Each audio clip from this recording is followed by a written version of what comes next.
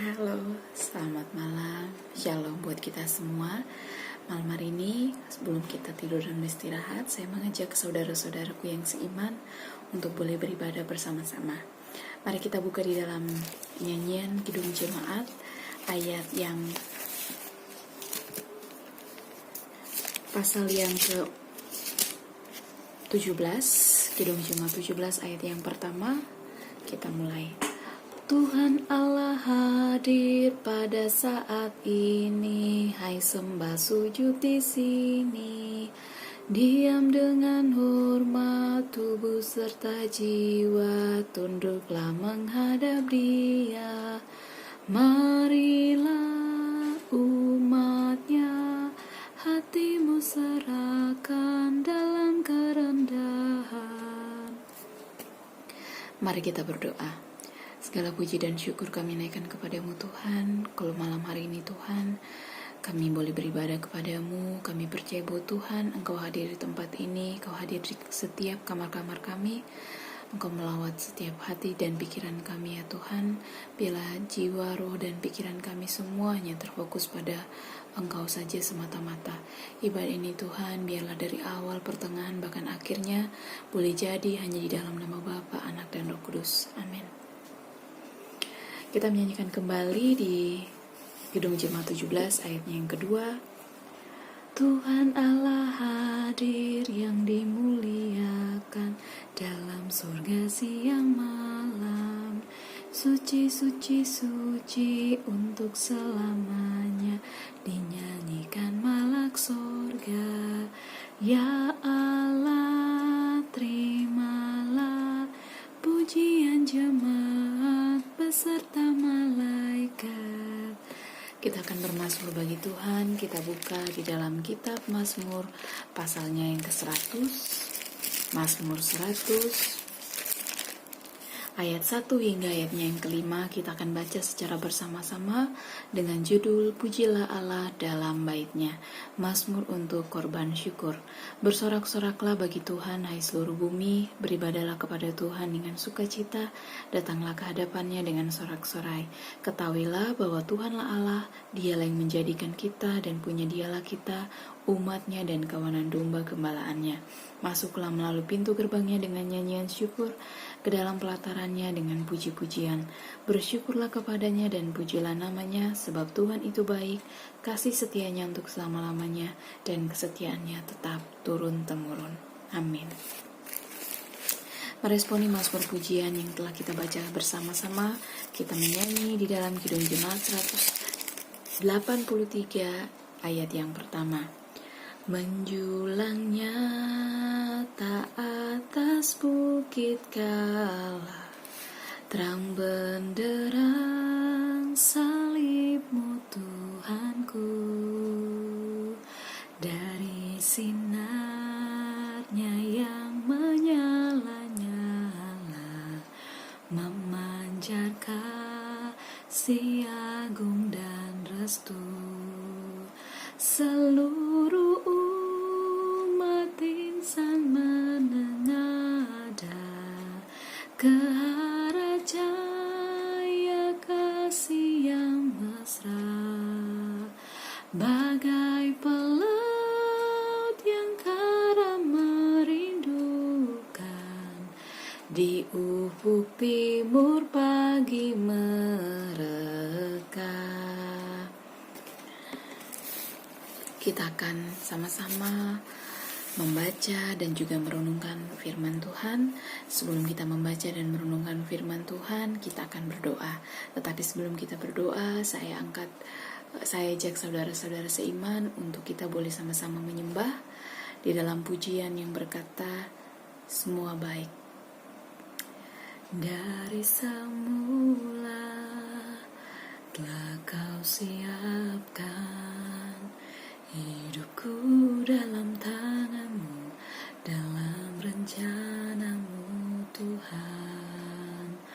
Rencana indah telah Kau siapkan bagi masa depanku yang penuh harapan. Semua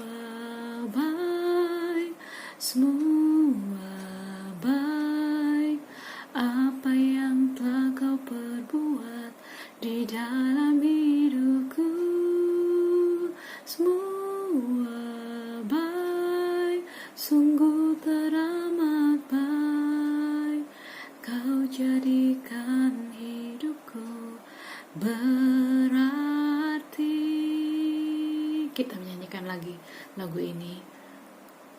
Dari semula telah kau siapkan hidupku dalam tanganmu, dalam rencanamu Tuhan. Rencana indah telah kau siapkan bagi masa depanku yang penuh harapan. Semua baik, semua baik, apa yang telah kau perbuat di dalam hidupku. Semua baik, sungguh teramat baik. Kau jadikan hidupku berarti. Semua baik, semua baik, apa yang telah kau perbuat di dalam hidupku. Semua baik, sungguh teramat baik. Kau jadikan hidupku berarti. Kau jadikan hidupku berarti. Haleluya Tuhan, haleluya. Terima kasih Tuhan, terima kasih Tuhan. Haleluya, haleluya Tuhan, haleluya, haleluya Tuhan. Terima kasih Tuhan, terima kasih Tuhan. Kami memuji Engkau, Engkau baik Tuhan. Haleluya, haleluya. Terima kasih Tuhan, terima kasih Tuhan, terima kasih Tuhan, terima kasih. Kami mengucap syukur Tuhan untuk kesempatan yang indah yang Kau berikan buat saya di tempat ini dan buat setiap saudara-saudara seiman yang juga menonton video ini Tuhan.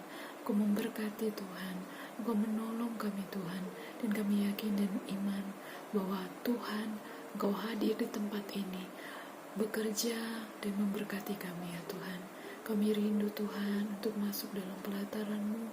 Kami hendak berdoa, kami hendak beribadah, kami hendak membaca firman-Mu. Kami percaya Tuhan bahwa firman Tuhan berkuasa untuk mengubah hidup kami, berkuasa untuk menguatkan kami, berkuasa Tuhan untuk menyatakan janji-janji yang Kau genapi dalam hidup kami.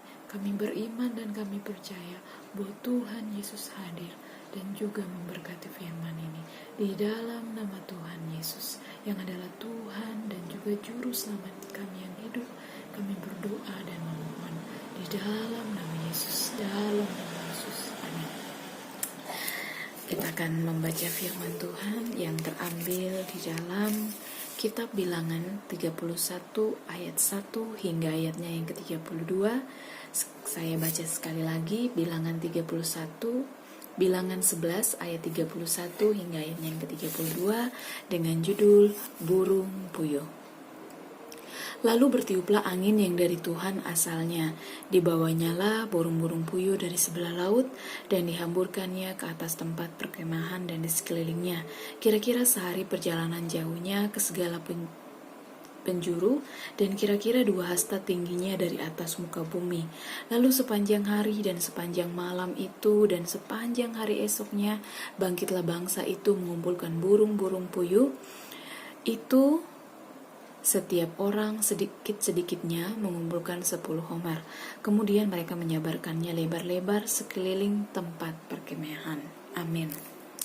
Di sini bilangan 11 ayat 31 sampai dengan 32, sesungguhnya bilangan 11 ayat 31 di sini tertulis sampai dengan ayat yang ke-35, tetapi kita akan membacanya hanya ayat 31 dan 32. Di sini bercerita tentang burung puyuh. Burung puyuh. Ya, kita akan berbicara tentang burung puyuh. Burung puyuh itu burung yang kecil, dimana kita tahu sendiri bahwa kekuatan terbangnya tidak tinggi ya, terbatas ya. Bahkan ada yang mengatakan bahwa tingginya itu hanya sampai 90 cm.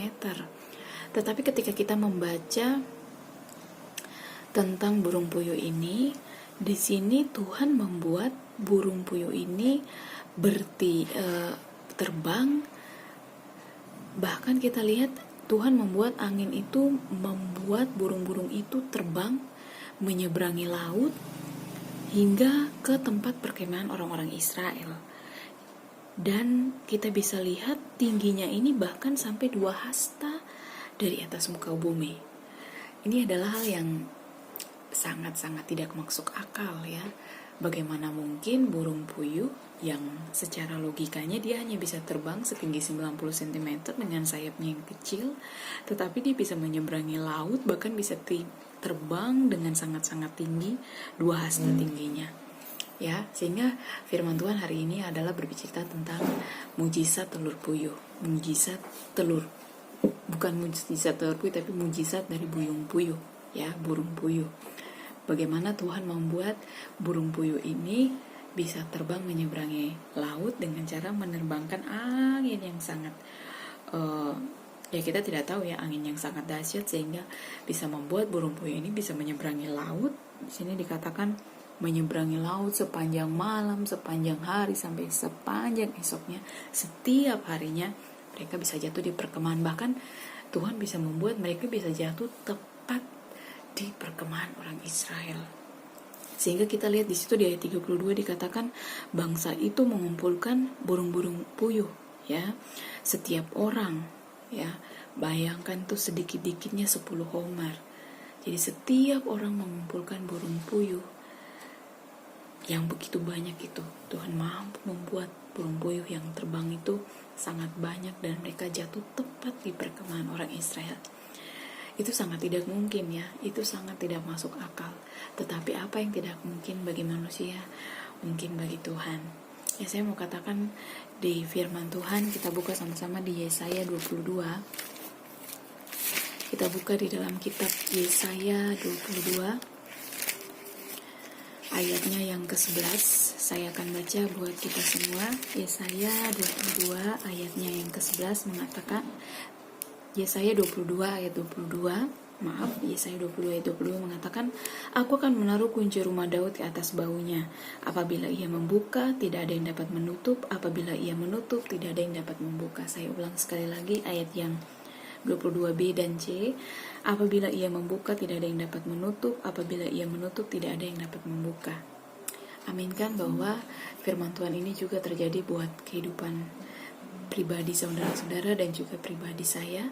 Ya, saya percaya bahwa ketika Tuhan membuka pintu, maka tidak akan ada yang menutup. Kalau tahun ini Tuhan mengatakan kepada Anda dan kepada kita, kepada saya, bahwa tahun ini pintumu akan terbuka. Pintu apa Tuhan? Pintu berkat, pintu jodoh, pintu pekerjaan.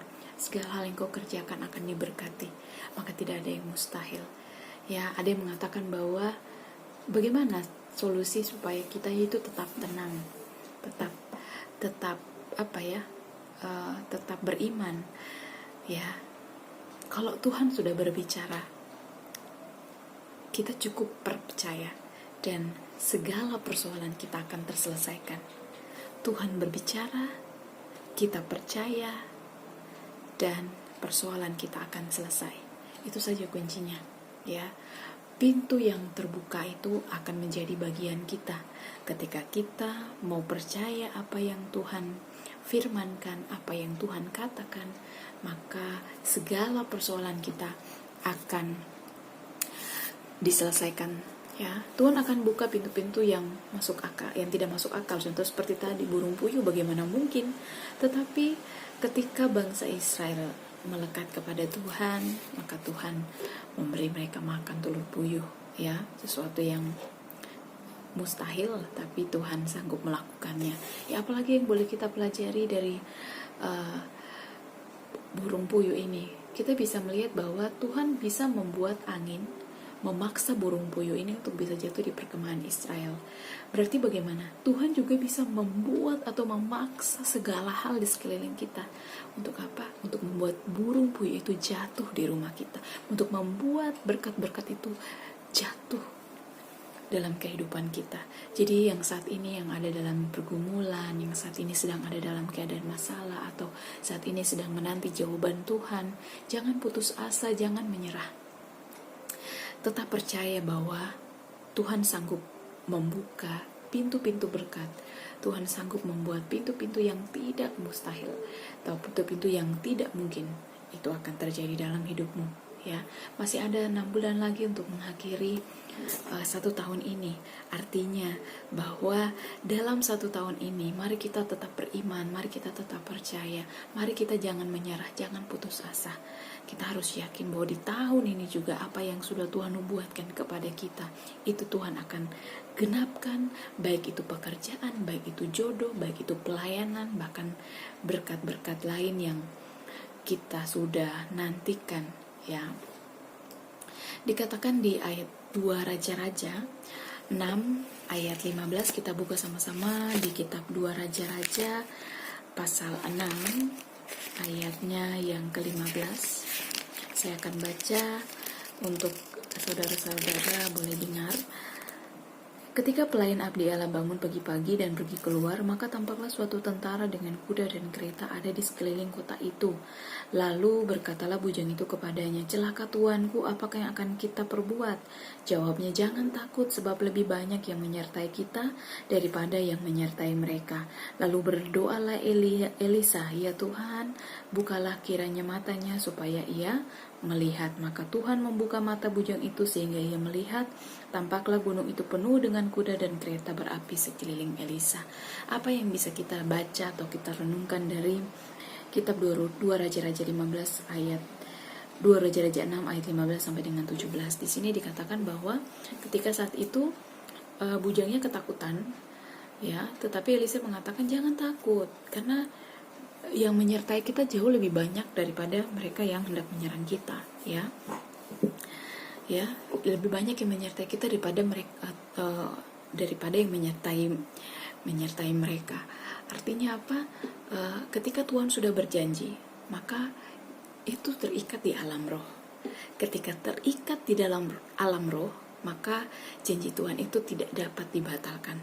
Apa yang Tuhan janjikan di dalam hidupmu, apa yang Tuhan janjikan dalam hidup saya, akan terikat di alam roh.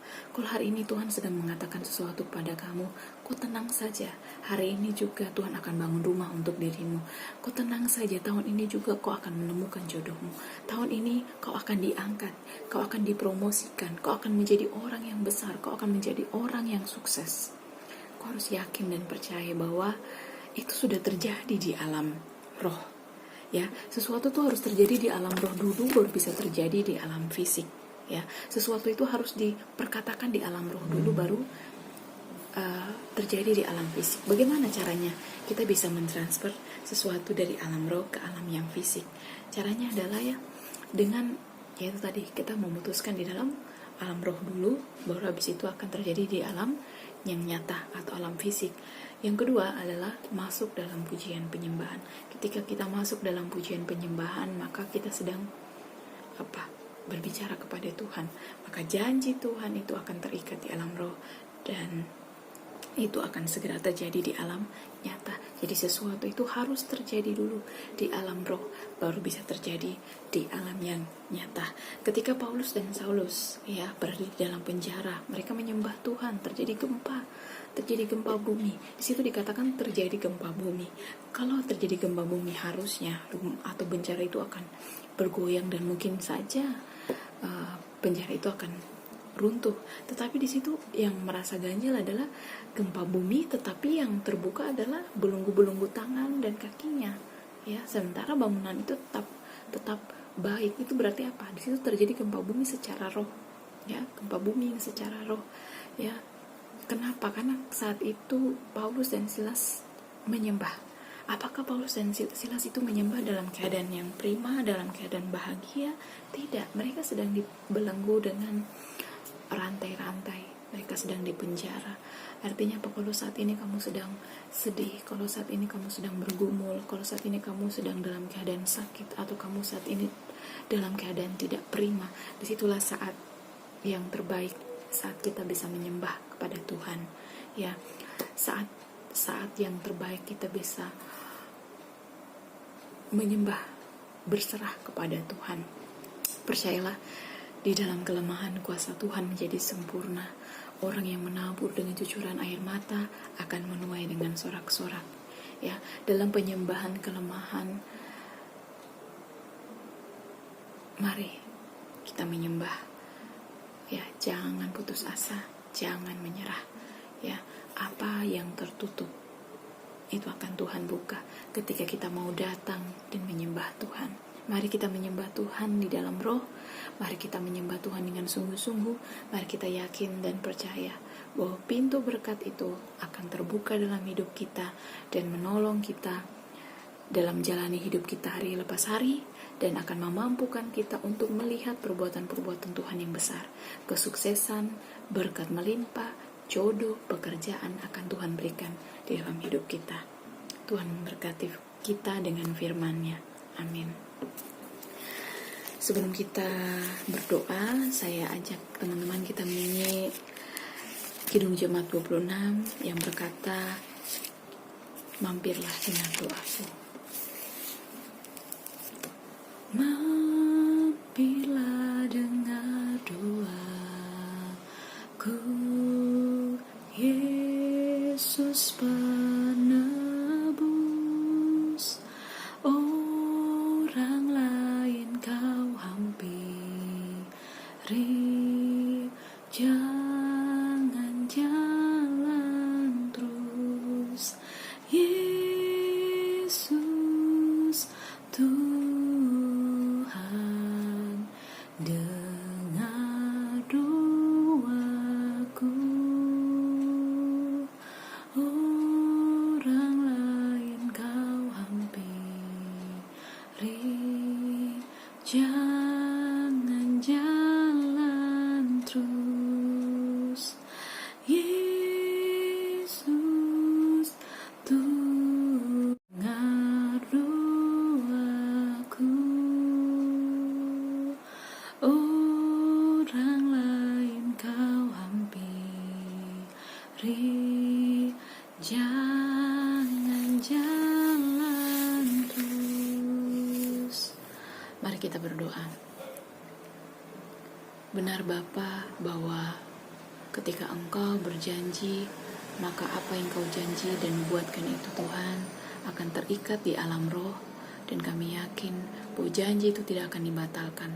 Apa yang Kau nubuatkan, baik itu untuk pekerjaan, baik itu untuk jodoh, baik itu untuk berkat dalam kehidupan kami yakin Tuhan, itu akan Tuhan genapi dalam kehidupan kami secara nyata. Kami belajar bahwa kami di dalam kelemahan kami harus belajar untuk menyembah. Di dalam kelemahan kami harus mencari Tuhan. Sebab dalam penyembahan ada kekuatan. Kami tidak boleh menyerah, kami tidak boleh putus asa. Karena Tuhan akan membukakan pintu-pintu yang mustahil, dan segala persoalan kami akan terselesaikan. Terima kasih banyak Tuhan untuk firman-Mu. Kami percaya ketika Tuhan mampu membuat angin, menerbangkan angin puyuh, sehingga boleh dinikmati oleh bangsa Israel, maka Tuhan juga sanggup membuat burung-burung puyuh itu untuk jatuh di rumah kediaman kami. Bahkan Tuhan sanggup membuat burung-burung puyuh terbang memberkati kehidupan kami. Kami mengucap syukur untuk perjumpaan yang indah ini Tuhan. Kami mengucap syukur untuk firman-Mu yang indah ini Tuhan. Terima kasih banyak untuk firman-Mu. Kiranya firman ini tidak hanya sekedar memberkati saya, tetapi memberkati setiap saudara-saudara saya yang seiman, yang mendengarkan firman ini. Biarlah yang sedih Tuhan hibur, yang lemah Tuhan kuatkan, yang sakit Tuhan sembuhkan. Hanya di dalam nama Yesus, nama yang berkuasa, nama yang sanggup menguatkan, nama yang sanggup menyembuhkan, nama yang sanggup memperbaharui hidup kita.